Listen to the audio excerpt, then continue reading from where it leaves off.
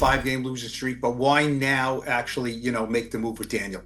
But felt like this was a decision that we needed to make here. And we spent a lot of time here over the last week of evaluating a lot of things and just felt like this was the best thing for us. It seems like at least once a week or once every 2 weeks, I'm making a video on a quarterback that happens to play for a New York-based team. It's always either the New York Jets or the New York Giants, and in the case of the New York Giants, it's been one consistent guy over the past 6 years, but it seems like that's officially come to an end. This is probably our last video on Daniel Jones ever, and I'll admit I'm going to be a little sentimental in this. So before we get to the content, make sure you drop like, subscribe, and turn on our notifications because we are on the grind to 1 million subscribers. And now that we get all that out of the way, work.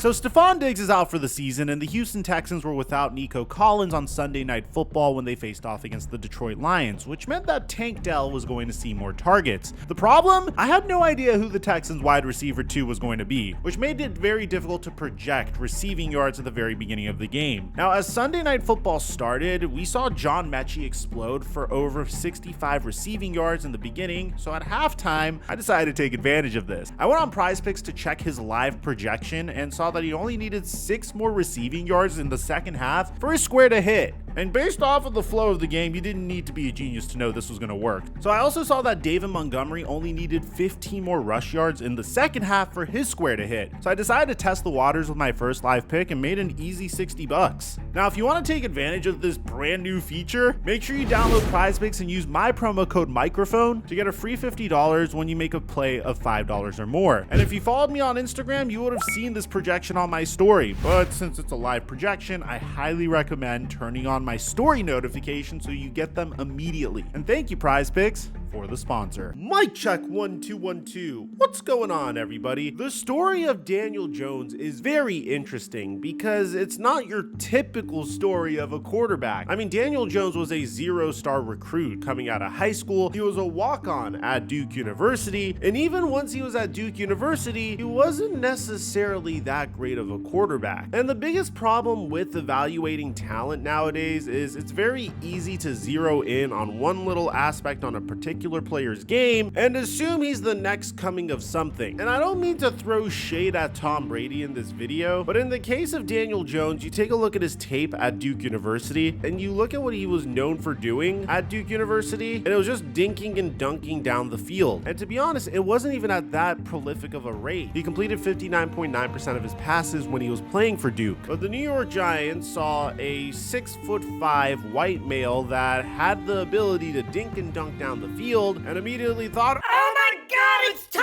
Brady! We're drafting the next Tom Brady!" There's very legitimate arguments for thinking Daniel Jones could be a decent quarterback in the NFL. It's not like he had a tremendous amount of talent at Duke University, but unlike Tom Brady, he also possessed a unique athletic ability. There are just 2 problems with this selection. One, the New York Giants really reached on him and just fell in love with Daniel Jones's game at the Senior Bowl. And 2, the New York Giants were one of those teams that really had needs everywhere, and they were building their team backwards. For example, in the 2018 NFL draft, they had the number 2 overall pick, and they selected Saquon Barkley, which, again, I have no problem with Saquon Barkley. I think he's one of the most talented running backs in the NFL. But when you have the number 2 pick in the NFL draft, you typically have much more pressing needs than a running back. In Daniel Jones's rookie season, he led the Giants to a 3-9 record. Statistically speaking, it looks decent on paper. He threw 24 touchdowns and 12 interceptions for over 3,000 passing yards. The New York Giants then decided to get a brand new head coach for Daniel Jones. They looked at the New England Patriots punting coach and said, "Oh my God, that's John Harbaugh. We got the next John Harbaugh." And they hired Joe Judge. The Joe Judge era with Daniel Jones was just terrible. I mean, he had nearly an identical touchdown to interception ratio. The New York Giants consistently had losing records. Once again, fans were wondering if Daniel Jones was the problem or was it the coaching? Well, in 2022, we got our answer. Brian Daboll was hired as the head coach of the New York Giants. Giants, and he was hired by Joe Schoen, a brand new general manager for the New York Giants. The Dave Gettleman era was officially over. Giants fans were relieved because Brian Daboll was a blue chip head coaching candidate. He was credited for the development of Josh Allen, and I guess since Josh Allen is a tall white quarterback that was raw coming out of college, and I guess Daniel Jones is also a tall white quarterback that was raw coming out of college, they thought that Brian Daboll can turn Daniel Jones into Josh Allen. Do you see that there's a recurring theme here? That the New York Giants are consistently trying to replicate the success of other teams and just failing miserably, and it just consistently blows up in their face. Year one of the Brian Daboll era was pretty solid. As a matter of fact, it's probably the most hope Giants fans have had in years. Daniel Jones had 15 touchdowns to 5 interceptions. He had a 67% completion percentage, threw for over 3,200 passing yards and 700 rushing yards. It was truly remarkable. I mean, Daniel Jones was kind of like a game manager plus, and a huge reason why he was so successful was because Saquon Barkley also experienced a resurgence that season, a 4.4 yards per carry average. But for some reason, everyone thought that Daniel Jones was the reason that the Giants were so successful. That, combined with the fact that the Giants were able to beat the Minnesota Vikings in the playoffs, led the Giants to deciding to pay Daniel Jones a 4-year, $160 million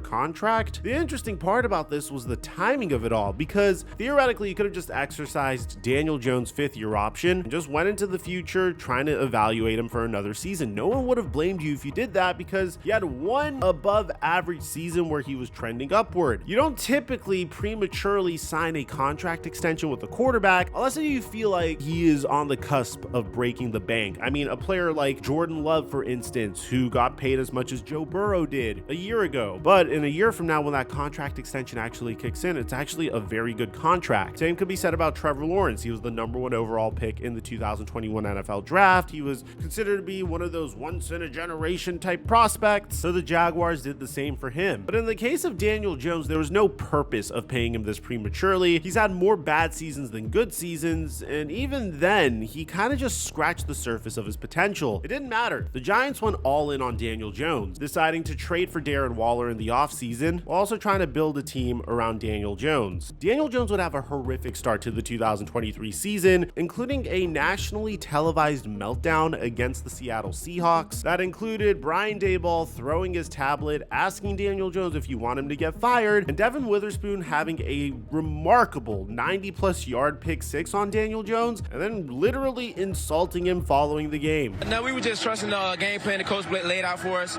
We knew he liked to stare down his first target. Now, Daniel Jones would be injured for most of the 2023 season, but the glimpses we saw of him just were not promising at all whatsoever. But at this point, the New York Giants made their choice. They decided to stay with Daniel Jones. So the question was, how do you build a successful team around Daniel Jones? They certainly got the right head coach for the job, in my opinion, but at this point, it's been about 3 years of the Joe Schoen era, and it's been a mixed bag, and I bring this up consistently. And I have to give Schoen credit. There are moves that he made that, honestly, on paper, you would imagine these moves panning out. For instance, he traded a late-round draft pick for Isaiah Simmons when the Arizona Cardinals wanted to move Isaiah Simmons. Simmons was a former top 10 pick in the NFL draft, and the Cardinals literally selected him over CeeDee Lamb, who was Kyler Murray's college teammate, and I'm sure he's still a little annoyed about that. But my point being, this was an intelligent trade. Is Isaiah Simmons a good football player currently? I mean, he had a solid year last year, but yeah, he's not a top 10 caliber player. But you just gave up a late first-round pick for him, so that's a good trade. In the same offseason, they traded a third-round pick for Darren Waller, who was solid but was consistently injured and then decided to retire after a year. Once again, this is an intelligent trade for the New York Giants, and they were very aggressive once again, but it didn't pan out. Drafting Evan Neal and Kayvon Thibodeau. I know looking back at it now, they're horrible picks, and Evan Neal is a colossal draft bust. But at the time, Evan Neal was perceived to be a huge steal at the number 7 pick, especially with Ike Mekwonu off of the board.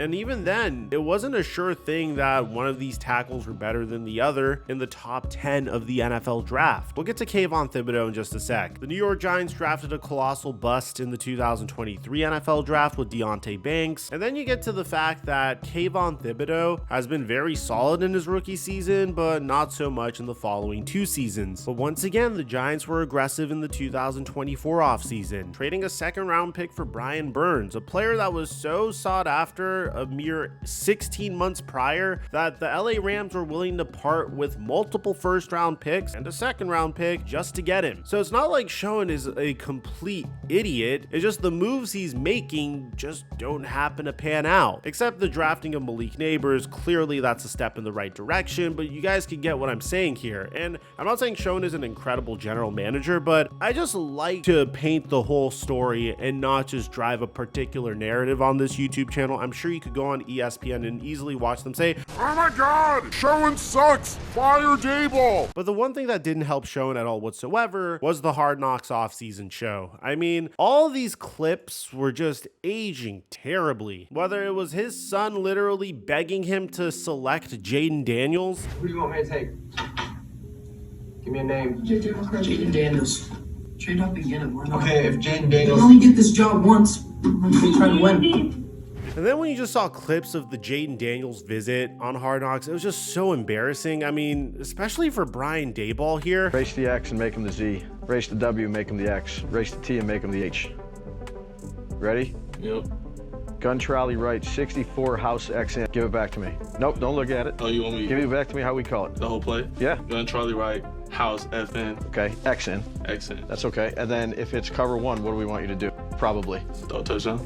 All right, I like that answer. Probably my favorite part of the Jaden Daniels visit on Hard Knocks was Brian Daboll trying to do this faux tough guy act. Let's cut to the chase. What's up? Would you want to be here? Would you want to be here? Quarterback for the New York Giants. Yeah. Okay, that's first. That's important to me. And you'd feel good about being here. I feel good. Okay, that's number one. Bro was literally like slouched in his chair like, Yeah, you want to be a New York Giant? I need to know you gotta want to be here. You have to want to be a Giant. We're not messing around here. Probably the most embarrassing part about this of all is how the Giants handled the Saquon Barkley situation. There's a lot of running backs in free agency. Yeah, but are any potential difference makers really? Like after you watch this film? I mean, you can just tell that Schoen had no idea what Saquon Barkley's value was. Are we positive that nobody is going to pay him that kind of money? Never no free. And it's just an all-around embarrassing situation. I'm torn, Ed, because I still think he can play and I think he can help us. I didn't want to come in at a number because I really don't have a great idea where the market is. If you want to come back and be a Giant, let's try to make sense. Overall, this whole situation's a catastrophe. I mean, the Giants may have hit on Malik Neighbors, but Malik Neighbors doesn't necessarily seem stoked to be on the New York Giants. I mean, you remember how he reacted once he got drafted? Talked with Daniel Jones yet? I actually did talk to Daniel Jones. He was just like, you know, I'm happy that you're here. You know, we're gonna hit the ground running, and then he's gonna learn about me, I'm gonna learn about him, and we're gonna get together. I mean, bro can't even get the name of his quarterback right. And then when Caleb Williams brought up Daniel Jones, this is how he reacted. Who's the QB at Giants?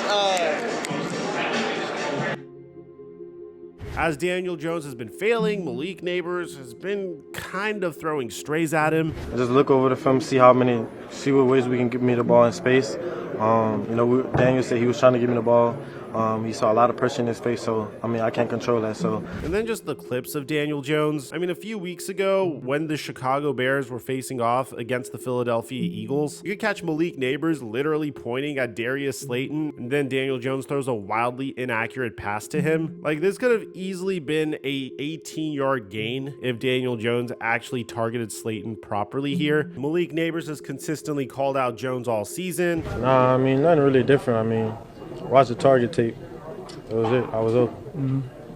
And now, after everything that's gone down throughout this season, given all the misses for the New York Giants, given how bad of a season Daniel Jones has had, which is just missing reads, a 63% completion percentage, 8 touchdowns, 7 interceptions, Giants are clearly not going to be competitive this year, so they decided to bench him. So according to Ian Rappaport and Ari Meirov, the Giants are benching quarterback Daniel Jones, officially moving from their starter. Out of the bye week with the team 2-8, Jones now heads to the bench and what the team said would be a football decision. This is pretty much the Giants giving up on Daniel Jones. It's finally over, and I guess they're trying to say this is because of financial reasons, at least according to Ari Meirov. To give you an idea of how terrible Daniel Jones is, this is what happens when Daniel Jones has time in the pocket versus one of the worst defenses in the NFL. You can just tell Malik Neighbors is just giving up here, poor guy. So Giants fans are feeling something like this because Tommy DeVito's getting the start, and this is even more strange because Drew Lock is now the backup. And if you ask me, I think the Giants should have given Drew Lock some run over Tommy DeVito. And the fact that they're paying Drew Lock $5 million a year to ride the bench and not even be the second string QB, and the Giants lost Saquon Barkley to a division rival, it just gives you an idea that this team has no idea how the salary cap works, nor do they know what the hell that they're doing. So Diana Rossini continues to say that as Daniel Jones' tenure with the Giants nears its end, what's next for him will be pivotal. Look at his best friend and former Giant Saquon Barkley, who serves as a great example. A change in environment and organization can indeed lead to an upgrade. I don't think Saquon Barkley's circumstances are anything like Daniel Jones. I don't even think Daniel Jones is close to what Sam Darnold is. I think Daniel Jones' career is closer to what Mitch Trubisky is. He was overdrafted for his position. He's not nearly as good as we thought he was. There were idealizations of what he can become, and he just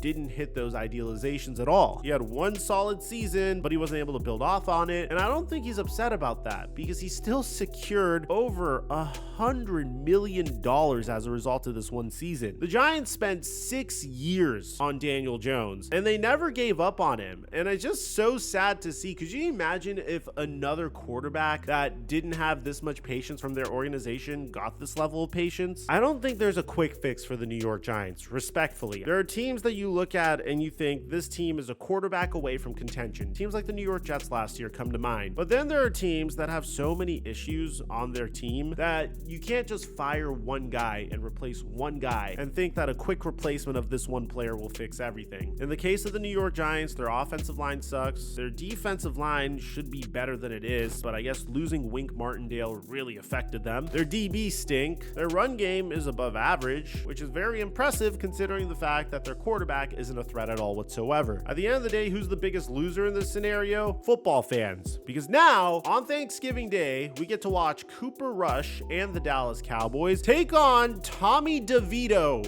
and the New York Giants.